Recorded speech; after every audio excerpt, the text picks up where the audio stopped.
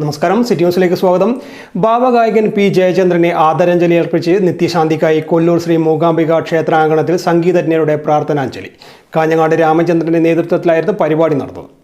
ഗാനഗന്ധർവൻ യേശുദാസിന്റെ ജന്മദിനത്തോടനുബന്ധിച്ച് കാഞ്ഞങ്ങാട് രാമചന്ദ്രന്റെ നേതൃത്വത്തിൽ 25 വർഷമായി നടന്നുവരുന്ന കൊല്ലൂർ സംഗീതോത്സവം വെള്ളിയാഴ്ച രാവിലെ 6-ന് മൂകാംബിക ക്ഷേത്രം വടക്കേനടയിൽ ആരംഭിച്ചപ്പോഴാണ് വ്യാഴാഴ്ച രാത്രി അന്തരിച്ച പി ജയചന്ദ്രന്റെ നിത്യശാന്തിക്കായി പ്രാർത്ഥനാഞ്ജലി നടത്തിയത്. ഒരു സംഭവം ഇവിടെ നടന്നത് നേരത്തെ എല്ലാവർക്കും അറിയുന്നതാണ്. നമ്മുടെ ഭാവഗായകൻ പി ജയചന്ദ്രൻ ഈ ലോകത്തോട് വിട പറഞ്ഞിരിക്കുകയാണ്.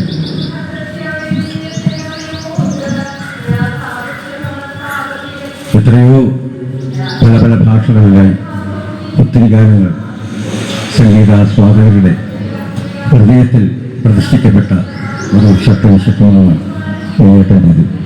എല്ലാവർക്കും അറിയേണ്ട കാര്യമാണ്. പല ഭാഷകളിൽ അവരെല്ലാം തന്നെ ഈ ലോകത്തോട് വിട പറഞ്ഞു പോയാലും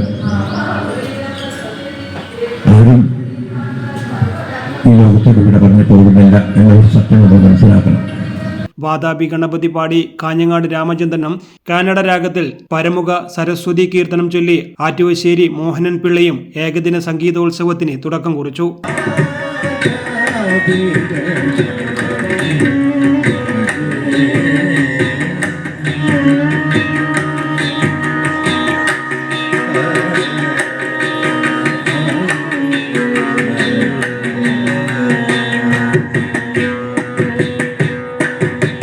ആനയടി പ്രസാദ്, ദേവികൃഷ്ണൻ തൃപ്പൂണിത്തറ, ജ്യോതിലക്ഷ്മി ഉദയകുമാർ കൊല്ലം, ഗൗരി നാരായണൻ തൃശൂർ, ആർദ്ര പ്രസാദ് ചേർത്തല, പുഷ്പ പ്രഭാകർ കാഞ്ഞങ്ങാട്, പ്രിയദർശൻ കോഴിക്കോട്, ഭാസ്കരൻ മാസ്റ്റർ കരിവള്ളൂർ തുടങ്ങിയ നിരവധി സംഗീതജ്ഞർ പങ്കെടുക്കുന്നുണ്ട്.